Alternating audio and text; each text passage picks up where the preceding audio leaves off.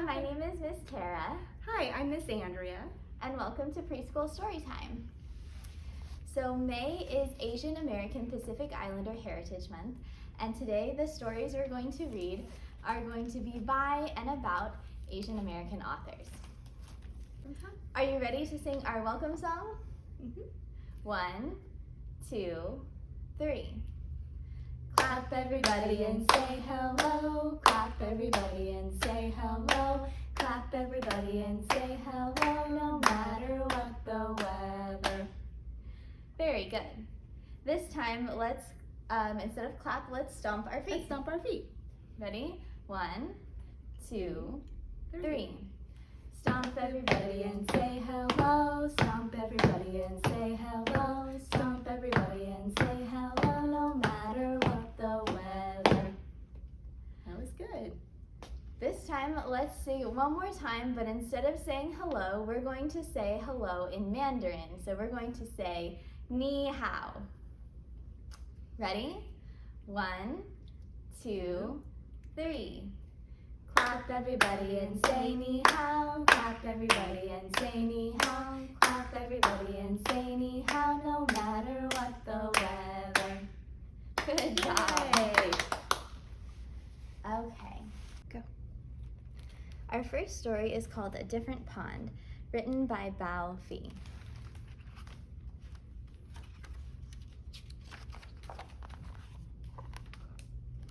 Dad wakes me quietly so Mom can keep sleeping. It will be hours before the sun comes up. In the kitchen, the bare bulb is burning. Dad has been up for a while, making sandwiches and packing the car. Can I help? I ask. Sure, my dad whispers, and hands me the tackle box. The street lights look brighter and the roads aren't so busy before the sun comes up. Dad turns on the heater and tells me stories. A kid at my school said my dad's English sounds like a thick, dirty river, but to me his English sounds like gentle rain. We stop at the bait store on Lake Street. It always seems to be open. You're here early today, the bait man says. I got a second job, my dad explains. I have to work this morning. On a Saturday, the bait man asks. My dad nods. I feel the bag of minnows move. They swim like silver arrows in my hand. It's still dark when we get to the pond. We park the car and climb over the divider between the road and the trees. My dad holds my hand and walks ahead through the tangle and scrub. Step where I step, he says. I'm thinking about what Dad told the bait man. If you got another job, why do we still have to fish for food, I ask. Everything in America costs a lot of money, he explains. I feel calluses on his hand when he squeezes mine. Sometimes a Hmong man is at the pond. He speaks English like my dad and likes to tell funny jokes. Sometimes there is a black man there too. He shows me his colorful lure collection. This time it's just me and my dad. It's a little bit cold. I rub my hands together, yawn, and look up to see faint stars that look like freckles. As Dad sets up in a clearing, I gather small, thin twigs for a fire. They need to be dry and clean. I count 1, 2, 3, 4, 5, 6, 7, 8, 9, 10, then 10 more for later.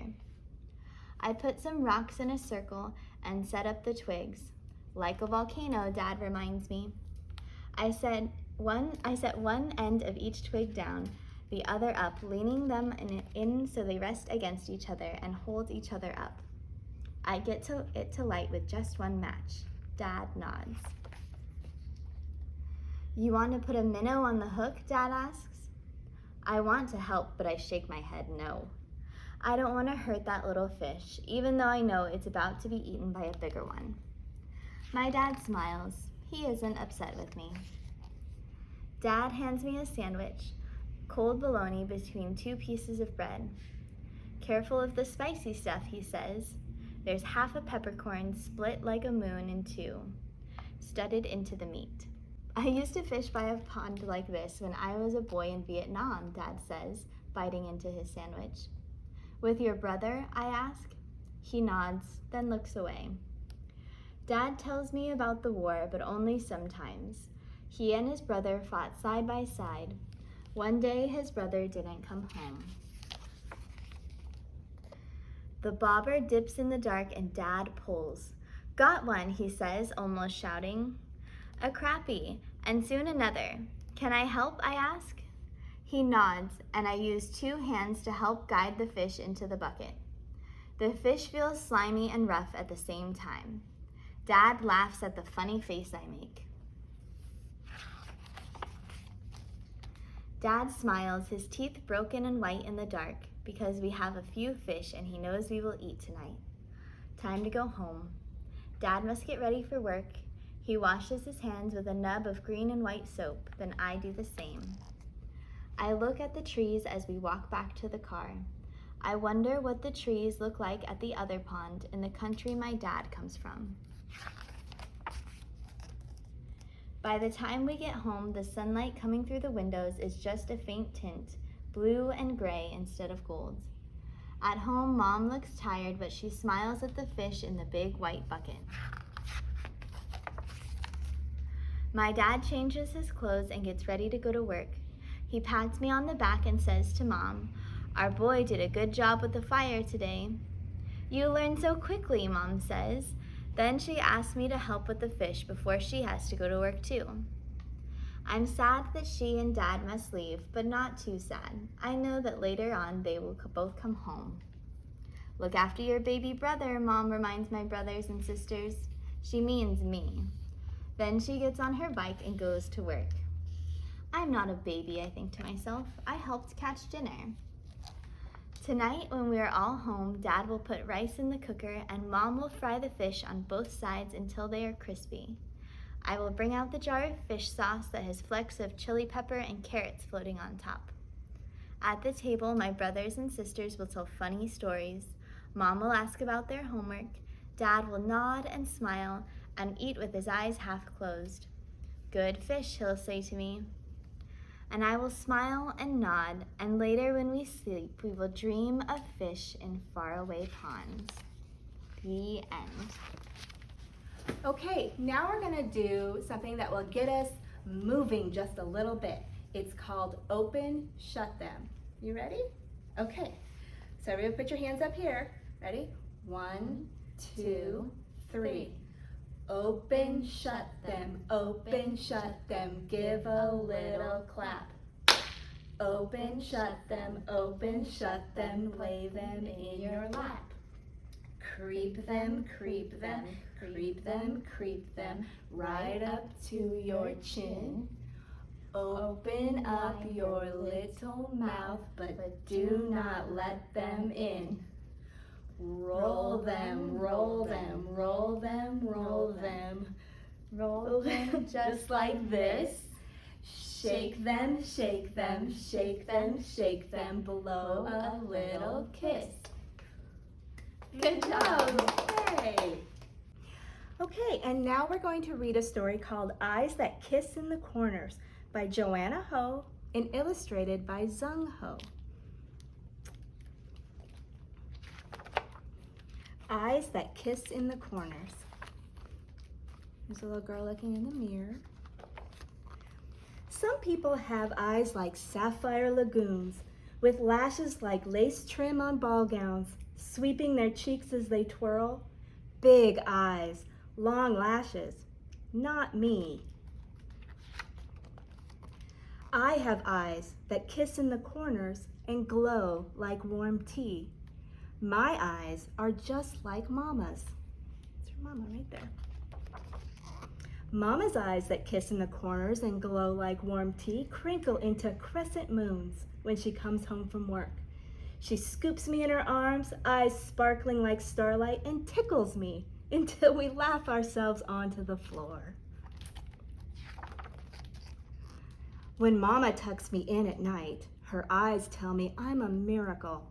In those moments when she's all mine, flecks of dancing gold tell me I'm hers too.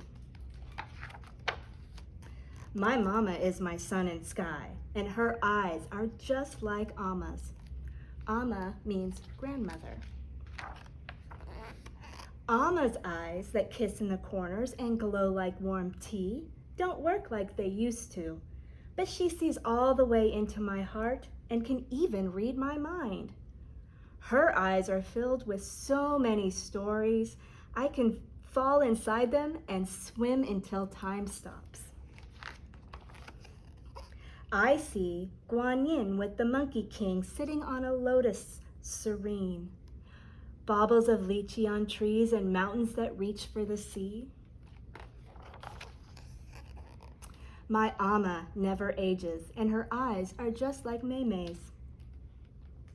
That's Mei right there.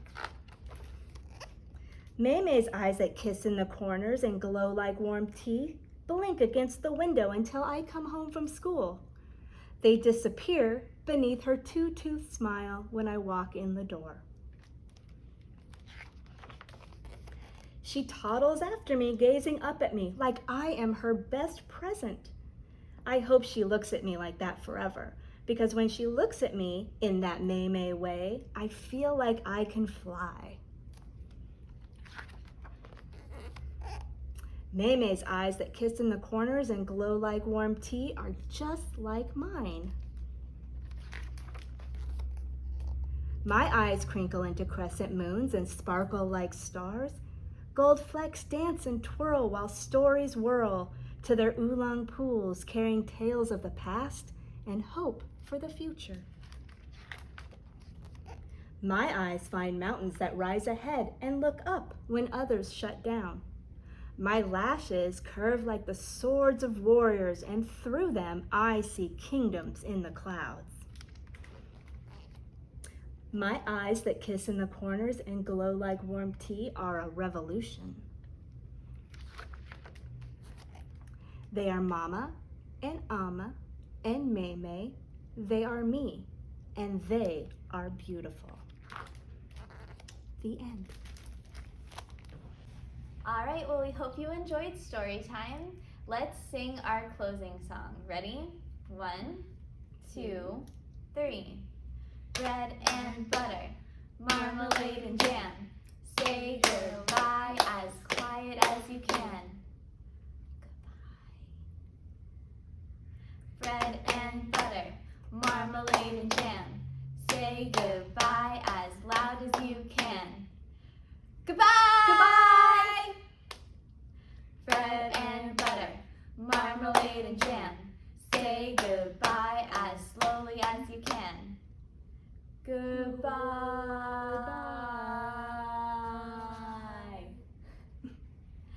Bread and butter, marmalade and jam. Say goodbye as quickly as you can. Goodbye. Goodbye. Bread and butter, marmalade and jam. Say goodbye as happy as you can.